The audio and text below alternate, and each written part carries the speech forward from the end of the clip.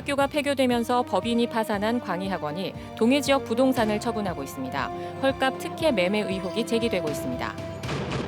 오늘부터 사회적 거리 두기가 완화돼 도내 15곳의 사적 모임 제한이 없어졌습니다. 강릉에서는 8명까지 모임이 가능합니다. 삼척시 노곡항이 국비 지원을 받아 낚싯배 거점 항구로 조성되고 낚시객을 위한 편의시설이 갖춰집니다. 동해안 해수욕장 수질과 백사장 토양이 해수욕을 즐기기에 적합한 것으로 조사됐습니다. 안녕하십니까. 뉴스데스크 강원입니다. 한중대학교가 폐교되면서 법인이 파산한 광희학원이 동해 지역 부동산을 처분하고 있습니다. 도심 노른자 땅의 상가 건물을 시세보다 싸게 경매 절차 없이 특정인에게 팔아 특혜 의혹이 제기되고 있습니다. 박은지 기자가 보도합니다. 동해시 천공로터리에 자리 잡은 지하 1층, 지상 2층 규모의 상가 건물입니다. 1,528제곱미터의 토지에 지어진 건물은 한중대학교 사학재단인 광희학원 소유였는데 최근 들어 팔렸습니다. 그런데 거래 금액이 주변 시세보다 지나치게 낮은 것으로 확인됐습니다. 2층 전체와 지하층이 먼저 팔렸는데 3.3제곱미터당 지하는 평균 95만 원, 2층은 240만 원 수준이었습니다. 부동산 업계는 건물이 40년 전에 지어져 건물 가치는 없지만 토지 가치는 3.3제곱미터당 1,000에서 2천만 원이라고 말합니다. 공시지가도 3.3제곱미터당 700만 원입니다. 지하는 2분의 1에서 3분의 1 사이거든요. 1,500이면 최소 500. 2층 같은 경우에는 반 가격 봐도 700 이상 나오지 않습니까? 그런 측면에서 본다면은 이건 정당한 매매 절차가 아니라는 거죠. 매입한 건물의 토지 지분을 계산하면 지하와 2층의 시세도 추산할 수 있습니다. 3억 2천만 원의 지하층 전체와 2층 일부를 산 매수인이 확보한 토지 면적은 전체 토지의 36%인 554제곱미터입니다. 3.3제곱미터당 토지 가격을 최소 1,000만 원으로 계산해도 5분의 1 수준에 샀다는 계산이 나옵니다. 이 거래 가격은 4년 전 한중대학교 사학법인이 감정평가기관에 의뢰한 감정가에도 한참 못 미칩니다. 당시 16억 5천만 원으로 산출됐는데 현재 총 매각 금액은 절반 수준인 7억 원가량입니다. 매수인들은 해당 부동산의 저당권 설정과 압류 등이 걸려 있어 재산권 행사가 어렵고 금융권 대출도 어려운 점을 감안하면 낮은 가격은 아니라는 입장입니다. 동해시 국세청 국민의료보험공단 딱 걸리고 지금 아무 근황이 있어요. 그래서 저거는 아직까지도 재산권 행사를 못해요. 그건 현찰없으면 못 써요. 왜냐면 은행에 대출이 안 되니까. 채권 관계가 얽혀있다 하더라도 시세를 반영하지 못한 채 거래됐다면 한중대학교 폐교로 임금을 받지 못한 채권자들로서는 피해 구제를 다 받지 못할까 걱정이 생길 수밖에 없습니다. MBC 뉴스 박은지입니다. 파산한 학교법인의 부동산 매매 과정도 석연치 않습니다. 거래 과정에서 상당수 임차인들은 배제되고 특정 사람들이 내부 정보를 이용해 매수에 나선 것으로 의심되는 정황이 포착됐습니다. 김영호 기자가 보도합니다. 4년 전 광희학원 소유의 부동산을 감정평가한 자료입니다. 천곡 로터리의 건물은 1층 4개 호실과 2층 전체, 지하를 포함해 38억 7천만 원으로 감정 금액이 나왔습니다. 전체 감정가의 40%에 해당하는 건물 2층과 지하 1층은 지난해 말 갑자기 7개로 분할됐다가 올해 초 모두 매각됐습니다. 7개 가운데 3곳은 임차인 3명이 샀고 나머지는 외부인에게 팔렸습니다. 한 임차인은 파산 관제인에게 점포를 사들일 의사가 있다고 밝혔는데도 매입 가격을 제시할 기회마저 없었다고 말합니다. 금요일날 이 사람들이 거기서 자기네가 작업을 다 끝낸 거야. 이 사람 사는 사람이. 이제 월요일날 보낼 거 아닙니까 등기를. 월요일날 사무장이 하는 얘기가 뭐 넣어봤자 이미 다 끝났다는 시기로 얘기를 하는 거예요. 일반인들은 건물이 분할된 상황을 알기도 어렵고 등기부 등본상에 98억 원 상당의 근저당권이 설정돼 있어서 복잡한 채권 관계 때문에 매매를 하기 쉽지 않은 상황입니다. 이렇다 보니 이상한 거래 정황도 나타났습니다. 임차인 한 명이 2개 호수를 사서는 한 개를 다른 사람에게 바로 팔았습니다. 51제곱미터 면적의 2층 건물을 5,800만 원에 매입한 사람은 현직 경찰의 부인입니다. 더 이상한 점은 해당 부동산들은 매매 거래 후 곧바로 98억 원의 근저당권이 해제됐다는 점입니다. 부동산 전문가들은 근저당권의 정확한 액수를 알기 어려운 상황에서 외부인이 매입했다는 건 해당 물건의 정보를 잘 아는 사람이 관여했을 것이라고 말합니다. 그래서 법원의 판결에 의해서 사전에 그런 정보들은 내부적으로는 다 확정이 된 상태에서 안 한 일이고 결국은 정보를 은폐했다는 얘기죠. 그리고 특정인에만 알려서 거래가 성사되도록. 그 심지어 임차인들도 지금 몰라요. 그건 말이 안 되는 거거든요. 실제로 일부 매수인들은 한중대학교의 사무처에서 재산 관리를 했던 사람과 친분이 있는 것으로 알려졌습니다. 당사자는 모르는 일이라고 해명합니다. 하는 언제는 검토를 했겠죠. 제가 퇴직자가 임의적으로 나서서 결정권자도 아닌 이상에 뭐라고 말을 못 드리겠네. 파산 법인의 부동산을 아는 사람끼리만 내부 정보를 이용해 헐값에 사들였다는 의혹을 지우기 어렵습니다. MBC 뉴스 김영호입니다. 강원도 15개 시군의 사회적 거리두기가 오늘부터 1단계로 완화돼 사적 모임 제한이 없어졌습니다. 이에 따라 지난해 12월 5인 이상 집합 금지 조치 시행 이후 지역 경기 침체를 겪었던 각 시군은 여름 휴가철을 맞아 특수를 기대하고 있습니다. 반면 강릉과 원주는 오는 14일까지 9인 이상 모임 금지 조치가 내려져 있습니다. 이에 반해 춘천은 강원도에서 유일하게 거리두기 3단계가 시행돼 사적 모임이 4인까지만 허용되고 초중고교의 전면 등교도 2주 뒤로 미뤄졌습니다.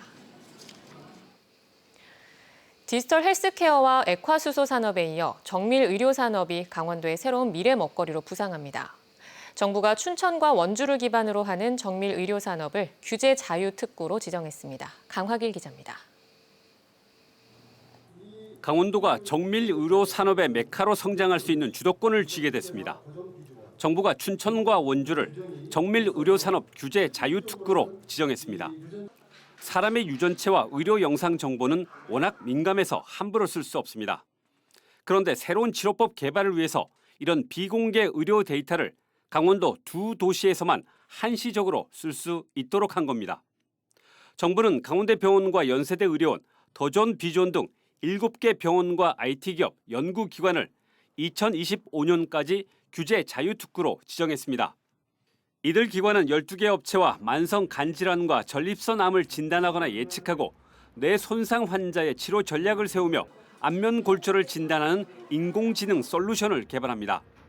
이 과정에서 건강검진과 진료 등 환자의 임상 정보는 물론 유전체 정보와 CT와 MRI 영상 정보를 자유롭게 활용할 수 있게 됐습니다. 강원도는 빅데이터를 활용해 의료 협업 기반을 구축하는 것을 넘어서 정밀 의료 산업의 창업 생태계를 조성하는 것을 목표로 하고 있습니다. 이에 따라 2027년까지 의료 관련 기업 200개를 유치해 3,700명의 일자리를 창출할 수 있다고 자신하고 있습니다. 그 의료 정보를 다른 지역에서는 활용을 못하기 때문에 일단은 저희 춘천하고 원주 쪽에 특구가 지정됨으로써 그런 기업들이 들어올 수 있는 일단 유인이 커졌다고 볼 수 있고, 일단 최근 시장 흐름을 보면 전망이 밝습니다. 강원도가 추구하는 인공지능 헬스케어 시장 규모는 연평균 45% 성장해 2025년에 2조 4,400억 원에 달할 것이라는 전망이 나오고 있습니다. 지난 2019년 디지털 헬스케어에 이어 이번 규제 자유특구 지정으로 강원도는 의료 분야 빅데이터를 선점해 첨단 의료 산업을 육성할 수 있는 기회를 얻게 됐습니다. MBC 뉴스 강화길입니다. 삼척의 바다낚시 거점 항구를 조성하는 사업에 해양수산부가 국비를 지원하기로 했습니다. 배경은 무엇이고 어떤 사업이 펼쳐질지 유인호 기자가 보도합니다. 삼척 임원항은 삼척뿐만 아니라 강원도 바다낚시의 주 무대라고 할 수 있습니다. 대구와 우럭 같은 고급 어종을 잡을 수 있어 상당히 인기를 끄는 곳입니다. 최근에는 텔레비전 낚시 프로그램의 영향으로 낚시객이 더 늘어나고 있습니다. 문제는 일반 어민들과의 갈등입니다. 고기잡이가 생업인 어민들과 레저를 즐기는 낚시객들이 같은 공간에서 부대끼다 보니 갈등이 생겨나고 있습니다. 낚시객들 입장에서는 편의시설 확충이 필요합니다. 새벽 출항으로 몸이 피곤해도 쉴 곳이 마땅치 않습니다. 삼척시는 이런 점을 개선하기 위해 임원항에서 가까운 노곡항을 낚싯배 거점 항구로 조성하기로 했습니다.